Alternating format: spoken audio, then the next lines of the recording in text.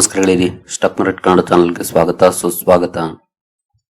Guilty ವಿಡಿಯೋದಲ್ಲಿ ಇವತ್ತಿನ ನಮ್ಮ ಮಾರ್ಕೆಟ್ ಅಲ್ಲಿ ಸುದ್ದಿಯಲ್ಲಿರುವಂತಹ ಇಂಪಾರ್ಟೆಂಟ್ ಶೇರುಗಳ ಬಗ್ಗೆ ತಿಳ್ಕೊಳ್ಳುವಂತ ಪ್ರಯತ್ನವನ್ನು ಮಾಡೋಣ. ಹಾಗೆ ಇವತ್ತಿನ ನಮ್ಮ ಮಾರ್ಕೆಟ್ ಪರ್ಫಾರ್ಮೆನ್ಸ್ ಬಗ್ಗೆ ನಮ್ಮ ಗಿಫ್ಟ್ ನಿಫ್ಟಿ ಯಾವ ಇಂಡಿಕೇಶನ್ ಕೊಡ್ತಾ ಇದೆ, ಏಷ್ಯನ್ ಮಾರ್ಕೆಟ್ಸ್ ಯಾವ ರೀತಿ ಟ್ರೇಡ್ ಆಗ್ತಿದೆ, ಪಾಸಿಟಿವ್ ಇದೆಯಾ ನೆಗೆಟಿವ್ ಇದೆಯಾ, ಇದ್ರ ಬಗ್ಗೆ ಕೂಡ ನಾವು ತಿಳ್ಕೊಳ್ಳೋಣ. ಮೊದಲಿಗೆ ಡಿಸ್ಕ್ಲೇಮರ್ ಕೊಡ್ಲಿಕ್ಕೆ ಇಷ್ಟಪಡ್ತೀನಿ. ಇಲ್ಲಿ ಕವರ್ ಮಾಡ್ತಿರುವಂತ ಯಾವುದೇ ಸ್ಟಾಕ್ ಅನ್ನು ಕೂಡ ರೆಕಮೆಂಡ್ ಮಾಡ್ತಿಲ್ಲ. ನೀವು ಫರ್ದರ್ ಸ್ಟಡಿ ಮೆಡಿಟೇಷನ್ ತಗೊಳ್ಬಹುದು. ಆಸ್ ಎ ಎಜುಕೇಶನಲ್ ಪರ್ಪಸ್ ನನ್ನ ವಿಡಿಯೋ ನಿಮ್ಮ ಮುಂದೆ ತರ್ತಾ ಇದ್ದೀನಿ. ಹಾಗೆ ನೀವು ನಮ್ಮಿಂದ ಏನಾದರೂ ಸ್ಪೆಸಿಫಿಕ್ ಸರ್ವಿಸ್ ಎಕ್ಸ್ಪೆಕ್ಟ್ ಮಾಡ್ತಿದ್ದೀರಿ ಅಂತಂದ್ರೆ ಡಿಸ್ಕ್ರಿಪ್ಷನ್ ಬಾಕ್ಸ್ ಅಲ್ಲಿ ಲಿಂಕ್ ಇರುತ್ತೆ, ಫಾರ್ಮ್ ಅನ್ನ ಫಿಲ್ ಮಾಡಬಹುದು.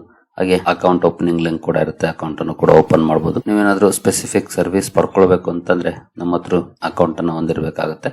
ಹಾಗಾಗಿ ಅಕೌಂಟ್ ನ ಕೂಡ ಓಪನ್ ಮಾಡ್ಕೊಳ್ಬಹುದು. ಹಾಗೆ ಅಕೌಂಟ್ ಓಪನ್ ಮಾಡುವಾಗ ಏನಾದರೂ ಸಮಸ್ಯೆಗಳಾದ್ರೆ ಅಲ್ಲಿ ನಂಬರ್ಸ್ ಇರುತ್ತೆ, ಕಾಲ್ ಕೂಡ ಮಾಡಬಹುದು. ನಿಮ್ಗೆ ನಮ್ಮ ಟೀಮ್ ಇಂದ ಹೆಲ್ಪ್ ಮಾಡ್ತಾರೆ.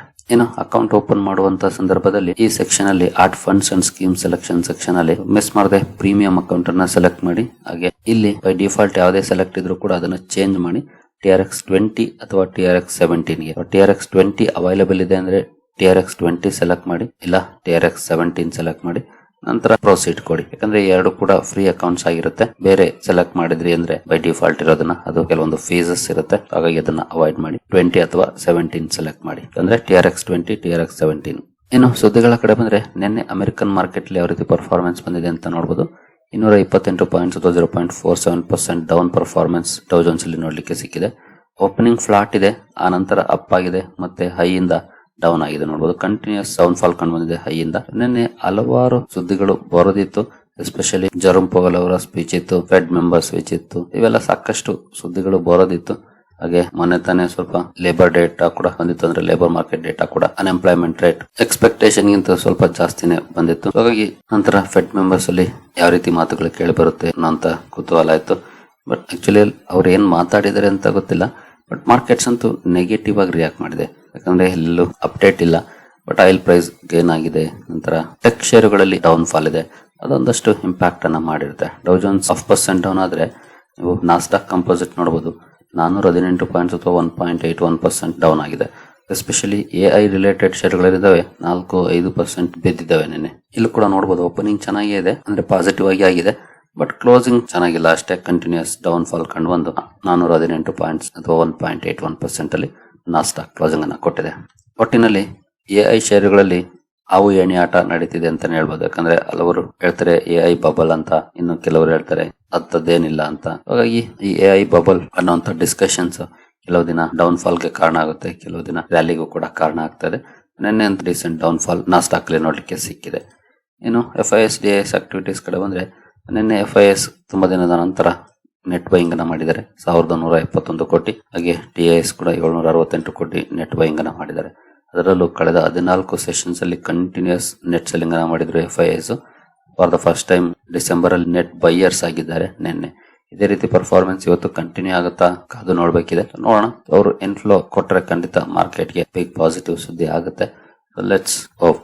ಇನ್ನು ಇಂಡಿವಿಜುವಲ್ ಸ್ಟಾಕ್ ಗಳ ಕಡೆ ನಾವು ಬಂದ್ರೆ TCS ಇವತ್ತು ಫೋಕಸ್ ಅಲ್ಲಿ ಇರುತ್ತೆ. ಕಾರಣ ಕಂಪನಿ ಒಂದು ಸುದ್ದಿಯನ್ನು ಕೊಟ್ಟಿದೆ ನೋಡಬಹುದು. TCS reports $1.5 billion in annual AI revenue. $1.5 billion AI revenue report ಮಾಡಿದೆ ಕಂಪನಿ. ಹಾಗೆ 5,500 AI ಪ್ರಾಜೆಕ್ಟ್ಸ್ ಅನ್ನ ಕಂಪ್ಲೀಟ್ ಮಾಡಿರೋ ಬಗ್ಗೆ ಅನೌನ್ಸ್ಮೆಂಟ್ ಅನ್ನ ಮಾಡಿದೆ. ಈ ಸುದ್ದಿ ಕಾರಣಕ್ಕೆ TCS ಫೋಕಸ್ ಅಲ್ಲಿ ಇರುತ್ತೆ. ಸ್ಟಾಕ್ ಅನ್ನ ವಾಚ್ ಮಾಡಬಹುದು ಯಾವ ರೀತಿ ಇರುತ್ತೆ ಪರ್ಫಾರ್ಮೆನ್ಸ್ ಇವತ್ತು ಮಾರ್ಕೆಟ್ ಅಲ್ಲಿ ಅಂತ. ನಂತರ NTPC ಗ್ರೀನ್ ಎನರ್ಜಿ ಕೂಡ ಫೋಕಸ್ ಅಲ್ಲಿರುತ್ತೆ. ಕಾರಣ ಕಂಪನಿ ಗುಜರಾತ್ ನ ಕಾವ್ಡಾ ಪ್ರಾಜೆಕ್ಟ್ ಅಲ್ಲಿ 37 ಮೆಗಾವ್ಯಾಟ್ ಸಾಮರ್ಥ್ಯದ ಪವರ್ ಜನರೇಷನ್ ಕಮರ್ಷಿಯಲೈಸ್ ಮಾಡಿದೆ, ಅಂದ್ರೆ ಕಮರ್ಷಿಯಲ್ ಆಪರೇಷನ್ಸ್ ಅನ್ನ ಸ್ಟಾರ್ಟ್ ಮಾಡಿದೆ. ಅಲ್ಲಿ ಟಾರ್ಗೆಟ್ ಇರೋದು 300 ಮೆಗಾವ್ಯಾಟ್. ಈಗ 37 ಮೆಗಾವ್ಯಾಟ್ ಸಾಮರ್ಥ್ಯದ ಪವರ್ ಜನರೇಷನ್ ಸ್ಟಾರ್ಟ್ ಆಗಿದೆ. ಈ ಬಗ್ಗೆ ಅಪ್ಡೇಟ್ ಅನ್ನ ಕೊಟ್ಟಿದೆ. ಈ ಸುದ್ದಿ ಕಾರಣಕ್ಕೆ NTPC ಗ್ರೀನ್ ಫೋಕಸ್ ಅಲ್ಲಿರುತ್ತೆ, ಸ್ಟಾಕ್ ನ ವಾಚ್ ಮಾಡಬಹುದು. ಇನ್ನು AMC ಸ್ಟಾಕ್ ಗಳು ಫೋಕಸ್ ಅಲ್ಲಿರುತ್ತೆ. ಅಸೆಟ್ ಮ್ಯಾನೇಜ್ಮೆಂಟ್ ಕಂಪನೀಸ್ ಅಂದ್ರೆ ಮ್ಯೂಚುವಲ್ ಫಂಡ್ ಕಂಪನೀಸ್, ಅದು HDFC AMC ಆಗ್ಬೋದು, ನಿಪ್ಪಾನ್ ಲೈಫ್ ಇಂಡಿಯಾ AMC ಆಗ್ಬೋದು, Aditya Birla sun life AMC, UTI AMC, Shriram AMC, ಹಲವಾರು ಕಂಪನಿಗಳು. ಅದರಲ್ಲಿ ಲಿಸ್ಟೆಡ್ ಎಂಟಿಟೀಸ್ ಅನ್ನು ನೋಡಿದಾಗ 4-5 ಲಿಸ್ಟೆಡ್ ಕಂಪನೀಸ್ ಸಿಗುತ್ತೆ. ಇವುಗಳು ಫೋಕಸ್ ಅಲ್ಲಿರ್ತವೆ. ಜೊತೆಗೆ ಬ್ರೋಕರೇಜ್ ಕಂಪನೀಸ್ ಕೂಡ ಫೋಕಸ್ ಅಲ್ಲಿರ್ತವೆ. ಯಾಕಂದ್ರೆ ನಿನ್ನೆ SEBI ಒಂದಷ್ಟು ಹೊಸ ರೂಲ್ಸ್ ಗಳನ್ನ ಅನೌನ್ಸ್ ಮಾಡಿದೆ. AMCs ಗೆ ಸಂಬಂಧಪಟ್ಟಂತೆ ಖಂಡಿತ ಒಳ್ಳೆ ಸುದ್ದಿ ಏನಲ್ಲ. ಚಾರ್ಜಸ್ ಏನಿತ್ತು ಅದನ್ನ ಕಟ್ ಮಾಡಿದೆ, ಜೊತೆಗೆ ಕ್ಯಾಪ್ ಹಾಕಿದೆ, ಅದಕ್ಕಿಂತ ಜಾಸ್ತಿ ಚಾರ್ಜ್ ಮಾಡಂಗಿಲ್ಲ ಅಂತ. ಈ ಕಾರಣಕ್ಕೆ ಈ ಕಂಪನೀಸ್ ಫೋಕಸ್ ಅಲ್ಲಿರ್ತವೆ. ಸ್ಟಾಕ್ ಗಳಲ್ಲಿ ಯಾವ ರೀತಿ ರಿಯಾಕ್ಷನ್ ಬರುತ್ತೆ, ಮಾರ್ಕೆಟ್ ಯಾವ ರೀತಿ ತಗೊಳುತ್ತೆ, ಇದನ್ನ ವಾಚ್ ಮಾಡಬಹುದು. ಈಗಾಗಲೇ ಈ ಹಿಂದೆನೆ ಈ ಸುದ್ದಿ ಬಂದಿತ್ತು. ಕನ್ಸಲ್ಟೇಷನ್ ಪೇಪರ್ ರಿಲೀಸ್ ಮಾಡಿದಂತ ಸಂದರ್ಭದಲ್ಲಿ ಆಗ್ಲೇ ನೆಗೆಟಿವ್ ರಿಯಾಕ್ಷನ್ ಬಂದಿತ್ತು. ಈಗ ಆ ರೂಲ್ಸ್ ಅನ್ನ ಜಾರಿಗೆ ತರುವಂತ ಅನೌನ್ಸ್ಮೆಂಟ್ ಅನ್ನ ಮಾಡಿದೆ. ಹಾಗಾಗಿ ಯಾವ ರೀತಿ ಪರ್ಫಾರ್ಮೆನ್ಸ್ ಬರುತ್ತೆ ಅನ್ನೋದನ್ನ ವಾಚ್ ಮಾಡಬಹುದು ಇವತ್ತು AMC ಶೇರುಗಳಲ್ಲಿ. ನಂತರ KP ಗ್ರೀನ್ ಎಂಜಿನಿಯರಿಂಗ್ ಲಿಮಿಟೆಡ್ ಕೂಡ ಫೋಕಸ್ ಅಲ್ಲಿ ಇರುತ್ತೆ. ಕಾರಣ ಕಂಪನಿ ಒಂದು ಒಪ್ಪಂದವನ್ನ ಮಾಡ್ಕೊಂಡಿದೆ ಬೋಟ್ಸ್ವಾನಾ ಜೊತೆ, ರಿಪಬ್ಲಿಕ್ ಆಫ್ ಬೋಟ್ಸ್ವಾನಾ ಜೊತೆ ಒಪ್ಪಂದವನ್ನ ಮಾಡ್ಕೊಂಡಿದೆ. ಅಲ್ಲಿ ರಿನ್ಯೂವಬಲ್ ಎನರ್ಜಿ ಪ್ರಾಜೆಕ್ಟ್ ಗಳನ್ನ ಮಾಡ್ಲಿಕ್ಕೆ, ರಿನ್ಯೂವಬಲ್ ಎನರ್ಜಿ ಜನರೇಷನ್ ಆಗ್ಬೋದು, ಸ್ಟೋರೇಜ್ ಆಗ್ಬೋದು, ಹಾಗೆ ಟ್ರಾನ್ಸ್ಮಿಷನ್ ಪ್ರಾಜೆಕ್ಟ್ ಗಳಾಗ್ಬೋದು, ಇವುಗಳನ್ನ ಮಾಡ್ಲಿಕ್ಕೆ ಬೋಟ್ಸ್ವಾನಾ ಜೊತೆ ಒಪ್ಪಂದವನ್ನ ಮಾಡ್ಕೊಂಡಿದೆ. ಈ ಸುದ್ದಿ ಕಾರಣಕ್ಕೆ KP ಗ್ರೀನ್ ಎಂಜಿನಿಯರಿಂಗ್ ಫೋಕಸ್ ಅಲ್ಲಿ ಇರುತ್ತೆ. ಸ್ಟಾಕ್ ಅನ್ನ ವಾಚ್ ಮಾಡಬಹುದು ಯಾವ ರೀತಿ ಇರುತ್ತೆ ಪರ್ಫಾರ್ಮೆನ್ಸ್ ಅಂತ. ನಂತರ ಕ್ಯಾಮ್ಸ್ ಕೂಡ ಫೋಕಸ್ ಅಲ್ಲಿ ಇರುತ್ತೆ. ಕಾರಣ ಕಂಪನಿಯ ಆರ್ಮ್ ಕ್ಯಾಮ್ಸ್ ಪೇಮೆಂಟ್ ಸರ್ವಿಸಸ್ ಗೆ RBI ಇಂದ ಸರ್ಟಿಫಿಕೇಶನ್ ಸಿಕ್ಕಿದೆ. ಪೇಮೆಂಟ್ ಅಗ್ರಿಗೇಟರ್ ಬಿಸ್ನೆಸ್ ಗೆ ಸಂಬಂಧಪಟ್ಟಂತೆ ಅಪ್ರೂವಲ್ ಸಿಕ್ಕಿದೆ. ಈ ಸುದ್ದಿ ಕಾರಣಕ್ಕೆ ಸ್ಟಾಕ್ ಫೋಕಸ್ ಅಲ್ಲಿ ಇರುತ್ತೆ. ಕ್ಯಾಮ್ಸ್ ಅನ್ನು ಕೂಡ ವಾಚ್ ಮಾಡಬಹುದು. ಕ್ಯಾಮ್ಸ್ ಅಥವಾ ಕಂಪ್ಯೂಟರೈಸ್ ಮ್ಯಾನೇಜ್ಮೆಂಟ್ ಸರ್ವಿಸಸ್ ಅನ್ನ. ನಂತರ ಡೆಂಟಾ ವಾಟರ್ ಅಂಡ್ ಇನ್ಫ್ರಾ ಸೊಲ್ಯೂಷನ್ಸ್ ಕೂಡ ಫೋಕಸ್ ಅಲ್ಲಿ ಇರುತ್ತೆ. ಇತ್ತೀಚೆಗೆ ಮಾರ್ಕೆಟ್ ಗೆ ಬಂದಂತಹ ಕಂಪನಿ IPO ಮೂಲಕ. ಕಾರಣ ಕಂಪನಿಗೆ Karnataka urban infra development corporation ಇಂದ 106 ಕೋಟಿ ಪ್ರಾಜೆಕ್ಟ್ ಗಳು ಸಿಕ್ಕಿದೆ. ವೇರಿಯಸ್ ಪ್ರಾಜೆಕ್ಟ್ಸ್, ಇದು ಒಂದೇ ಅಲ್ಲ, multiple projects, but over all amount ಬಂದು 106 ಕೋಟಿ. ಈ ಸುದ್ದಿ ಕಾರಣಕ್ಕೆ Denta water and infra solutions focus ಅಲ್ಲಿ ಇರುತ್ತೆ. ಸ್ಟಾಕ್ ಅನ್ನ ವಾಚ್ ಮಾಡಬಹುದು ಇವತ್ತು ಯಾವ ರೀತಿ ಇರುತ್ತೆ ಪರ್ಫಾರ್ಮೆನ್ಸ್ ಸ್ಟಾಕ್ ಅಲ್ಲಿ ಅಂತ. ನಂತರ ಸೈಯೆಂಟ್ ಲಿಮಿಟೆಡ್ ಫೋಕಸ್ ಅಲ್ಲಿ ಇರುತ್ತೆ. ಕಾರಣ ಕಂಪನಿಯ ಆರ್ಮ್ ಸೈಯೆಂಟ್ ಸೆಮಿ ಕಂಡಕ್ಟರ್ ಒಂದು ಅಕ್ವಿಸಿಷನ್ ಮಾಡಿದೆ. ಕನೆಟಿಕ್ ಟೆಕ್ನಾಲಜೀಸ್ ಅಲ್ಲಿ ಮೆಜಾರಿಟಿ ಸ್ಟೇಕ್ ಅನ್ನು ತಗೊಂಡಿದೆ. AI ಹಾಗೂ ಹೈ ಪರ್ಫಾರ್ಮೆನ್ಸ್ ಕಂಪ್ಯೂಟರ್ ಮಾರ್ಕೆಟ್ ಗೆ ಸಂಬಂಧಪಟ್ಟಂತ ಅಕ್ವಿಸಿಷನ್ ಇದು. ಈ ಸುದ್ದಿ ಕಾರಣಕ್ಕೆ ಸೈಯೆಂಟ್ ಲಿಮಿಟೆಡ್ ಅನ್ನು ಕೂಡ ವಾಚ್ ಮಾಡಬಹುದು ಯಾವ ರೀತಿ ಇರುತ್ತೆ ಪರ್ಫಾರ್ಮೆನ್ಸ್ ಅಂತ. ನಂತರ DLF ಲಿಮಿಟೆಡ್ ಕೂಡ ಫೋಕಸ್ ಅಲ್ಲಿ ಇರುತ್ತೆ. ಕಾರಣ ಕಂಪನಿ ತನ್ನ ಸಬ್ಸಿಡಿಯರಿ ಮೂಲಕ ಫಂಡ್ ರೈಸ್ ಮಾಡುವಂತ ನಿರ್ಧಾರವನ್ನು ತಗೊಂಡಿದೆ. NCDs ಇಶ್ಯೂ ಮಾಡೋ ಮೂಲಕ 1,000 ಕೋಟಿ ಫಂಡ್ ರೈಸ್ ಮಾಡುವಂತ ನಿರ್ಧಾರವನ್ನು ತಗೊಂಡಿದೆ. ಈ ಸುದ್ದಿ ಕಾರಣಕ್ಕೆ DLF ಅನ್ನು ಕೂಡ ವಾಚ್ ಮಾಡಬಹುದು ಯಾವ ರೀತಿ ಇರುತ್ತೆ ಪರ್ಫಾರ್ಮೆನ್ಸ್ ಅಂತ. ನಂತರ ತೀತಾಗರ್ ರೈಲ್ ಸಿಸ್ಟಮ್ಸ್ ಕೂಡ ಫೋಕಸ್ ಅಲ್ಲಿ ಇರುತ್ತೆ. ಕಾರಣ ನೋಡಬಹುದು, Titagarh rail system wins 273 crore railway maintenance vehicles, railway order for maintenance vehicles. 273 ಕೋಟಿ ರೈಲ್ವೆ ಆರ್ಡರ್ ಕಂಪನಿಗೆ ಸಿಕ್ಕಿದೆ. ಈ ಸುದ್ದಿ ಕಾರಣಕ್ಕೆ ತೀತಾಗರ್ ರೈಲ್ ಸಿಸ್ಟಮ್ಸ್ ಕೂಡ ಫೋಕಸ್ ಅಲ್ಲಿ ಇರುತ್ತೆ. ಇದನ್ನು ಸಹ ವಾಚ್ ಮಾಡಬಹುದು ಯಾವ ರೀತಿ ಇರುತ್ತೆ ಪರ್ಫಾರ್ಮೆನ್ಸ್ ಅಂತ. ನಂತರ ಓಲಾ ಎಲೆಕ್ಟ್ರಿಕ್ ಮೊಬಿಲಿಟಿ ಕೂಡ ಫೋಕಸ್ ಅಲ್ಲಿ ಇರುತ್ತೆ. ಕಾರಣ ನಿನ್ನೆ ಕೂಡ ಕಂಪನಿಯ ಪ್ರಮೋಟರ್ ಭವಿಷ್ ಅಗರ್ವಾಲ್ ಅವರು ಸ್ಟೇಕ್ ಸೇಲ್ ಮಾಡಬಹುದು ಅಂತ ಸುದ್ದಿ ಬಂದಿತ್ತು. ಇವತ್ತು ಕೂಡ ಇನ್ನು ಅಡಿಷನಲ್ ಶೇರ್ಗಳನ್ನು ಓಪನ್ ಮಾರ್ಕೆಟ್ ಅಲ್ಲಿ ಮಾರಾಟ ಮಾಡಬಹುದು ಅಂತ ಸುದ್ದಿ ಬಂದಿದೆ. ಈ ಮೂಲಕ ಅವರ ಹೋಲ್ಡಿಂಗ್ 34 to 35% ವರೆಗೂ ಬರಬಹುದು ಅಂತ. ಈ ಸುದ್ದಿ ಕಾರಣಕ್ಕೆ ಓಲಾ ಎಲೆಕ್ಟ್ರಿಕ್ ಮೊಬಿಲಿಟಿಯನ್ನು ಕೂಡ ವಾಚ್ ಮಾಡಬಹುದು ಇವತ್ತು. ನಂತರ ವಾರಿ ಎನರ್ಜೀಸ್ ಫೋಕಸ್ ಅಲ್ಲಿ ಇರುತ್ತೆ. ಕಾರಣ ಕಂಪನಿ 3 ಸಬ್ಸಿಡಿಯರೀಸ್ ಅನ್ನ ಫಾರ್ಮ್ ಮಾಡಿದೆ. ಅಕ್ವಾ ರೇ ರಿನ್ಯೂವಬಲ್ಸ್, ವಾಯುಶಕ್ತಿ, ಹಾಗೆ ಜಿಯೋ ನೋವಾ ಎನರ್ಜಿ ಅಂತ 3 ಸಬ್ಸಿಡಿಯರೀಸ್ ಅನ್ನು ಫಾರ್ಮ್ ಮಾಡಿದೆ. ಈ ಸುದ್ದಿ ಕಾರಣಕ್ಕೆ ವಾರಿ ಎನರ್ಜೀಸ್ ಅನ್ನು ಕೂಡ ವಾಚ್ ಮಾಡಬಹುದು ಏನಾದ್ರೂ ರಿಯಾಕ್ಷನ್ ಬರುತ್ತಾ ಅಂತ. ನಂತರ MV ಫೋಟೋವೋಲ್ಟಾಯಿಕ್ ಪವರ್ ಕೂಡ ಫೋಕಸ್ ಅಲ್ಲಿ ಇರುತ್ತೆ. ಕಾರಣ ಕಂಪನಿಗೆ ಕರ್ನಾಟಕ ಸರ್ಕಾರದಿಂದ 100 acre ಲ್ಯಾಂಡ್ ಅಲಾಟ್ ಆಗಿದೆ. ಅದಕ್ಕೆ ಪೊಸೆಷನ್ ಸರ್ಟಿಫಿಕೇಟ್ ಕೂಡ ಸಿಕ್ಕಿದೆ. ಈ ಸುದ್ದಿ ಕಾರಣಕ್ಕೆ ಫೋಕಸ್ ಅಲ್ಲಿ ಇರುತ್ತೆ. ಜೊತೆಗೆ ಕ್ಲೀನ್ ರಿನ್ಯೂವಬಲ್ ಎನರ್ಜಿ KK ಅಲ್ಲಿ 14% ಸ್ಟೇಕ್ ಅನ್ನು ತಗೊಳ್ಳುವಂತ ಅನೌನ್ಸ್ಮೆಂಟ್ ಅನ್ನು ಮಾಡಿದೆ. ಸುಮಾರು 8.5 ಕೋಟಿಗೆ. ಈ ಅಕ್ವಿಸಿಷನ್ ಕಾರಣಕ್ಕೂ ಕೂಡ ಸ್ಟಾಕ್ ಫೋಕಸ್ ಅಲ್ಲಿ ಇರುತ್ತೆ. MV ಫೋಟೋವೋಲ್ಟಾಯಿಕ್ ಅನ್ನ ವಾಚ್ ಮಾಡಬಹುದು ಯಾವ ರೀತಿ ಪರ್ಫಾರ್ಮೆನ್ಸ್ ಬರುತ್ತೆ ಇವತ್ತು ಮಾರ್ಕೆಟ್ ಅಲ್ಲಿ ಅಂತ. ನಂತರ HCL ಟೆಕ್ನಾಲಜೀಸ್ ಫೋಕಸ್ ಅಲ್ಲಿ ಇರುತ್ತೆ. ಕಾರಣ ನೋಡಬಹುದು, HCL tech shares in focus as firm science A contract with Netherland based ASN bank. Netherland ನ ASN ಬ್ಯಾಂಕ್ ಜೊತೆ ಒಪ್ಪಂದವನ್ನು ಮಾಡಿಕೊಂಡಿದೆ ಕಂಪನಿ. ಮಲ್ಟಿ ಇಯರ್ ಅಗ್ರಿಮೆಂಟ್ ಇದು. ಎಂಟರ್ಪ್ರೈಸ್ ಅಪ್ಲಿಕೇಶನ್ ಹಾಗೂ ಸ್ಟ್ರೀಮ್ಲೈನ್ ಸರ್ವಿಸಸ್ ಗೆ ಸಂಬಂಧಪಟ್ಟಂತೆ ಒಪ್ಪಂದವನ್ನು ಮಾಡಿಕೊಂಡಿದೆ. ಈ ಸುದ್ದಿ ಕಾರಣಕ್ಕೆ HCL ಟೆಕ್ ಅನ್ನು ಕೂಡ ವಾಚ್ ಮಾಡಬಹುದು ಇವತ್ತು ಯಾವ ರೀತಿ ಇರುತ್ತೆ ರಿಯಾಕ್ಷನ್ ಅಂತ.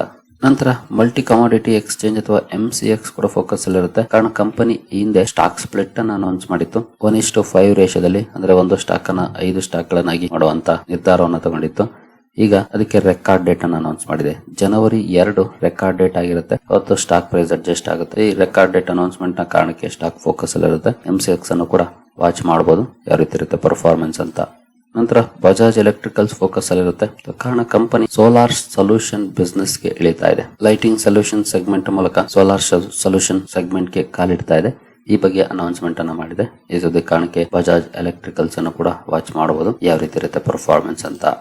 ಇನ್ನು ಪ್ರೈಮರಿ ಮಾರ್ಕೆಟ್ ಕಡೆ ಬಂದ್ರೆ KSH ಇಂಟರ್ನ್ಯಾಷನಲ್ IPO ಓಪನ್ ಇರುತ್ತೆ. ಜೊತೆಗೆ ಇವತ್ತು ಲಾಸ್ಟ್ ಡೇ ಆಗಿರುತ್ತೆ ಸಬ್ಸ್ಕ್ರಿಪ್ಷನ್ ಗೆ. ಬಟ್ ಗ್ರೇ ಮಾರ್ಕೆಟ್ ಪ್ರೀಮಿಯಂ ನೋಡಬಹುದು 0 ಇದೆ. ನೆನ್ನೆ ಅರೌಂಡ್ 1.5% ಇತ್ತು, ಇವತ್ತು ಅದು ಕೂಡ 0 ಆಗಿದೆ. ಗ್ರೇ ಮಾರ್ಕೆಟ್ ಅಲ್ಲಿ ಏನಂತ ಒಳ್ಳೆ ಪ್ರೀಮಿಯಂ ಇಲ್ಲ KSH ಇಂಟರ್ನ್ಯಾಷನಲ್. ಇನ್ನು ಗಿಫ್ಟ್ ನಿಫ್ಟಿ ಕಡೆ ಬಂದ್ರೆ ಗಿಫ್ಟ್ ನಿಫ್ಟಿಯಲ್ಲಿ ಯಾವ ರೀತಿ ಪರ್ಫಾರ್ಮೆನ್ಸ್ ಇದೆ ಅಂತ ಆಸ್ ಆಫ್ ನೋಡಬಹುದು. 14 ಪಾಯಿಂಟ್ಸ್ 0.05% ಡೌನ್ ಪರ್ಫಾರ್ಮೆನ್ಸ್ ಇದೆ.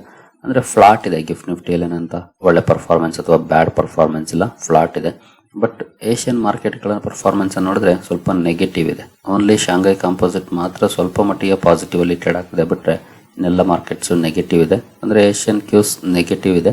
ಹಾಗೆ ಡೌ ಜೋನ್ಸ್ ಫ್ಯೂಚರ್ಸ್ ಅನ್ನು ನೋಡಿದ್ರೆ ಇಲ್ಲಿ ಸ್ವಲ್ಪ ಮಟ್ಟಿಗೆ ಪಾಸಿಟಿವ್ ಪರ್ಫಾರ್ಮೆನ್ಸ್ ಇದೆ. 64 ಪಾಯಿಂಟ್ಸ್ ಅಥವಾ 0.13% ಪಾಸಿಟಿವ್ ಇದೆ.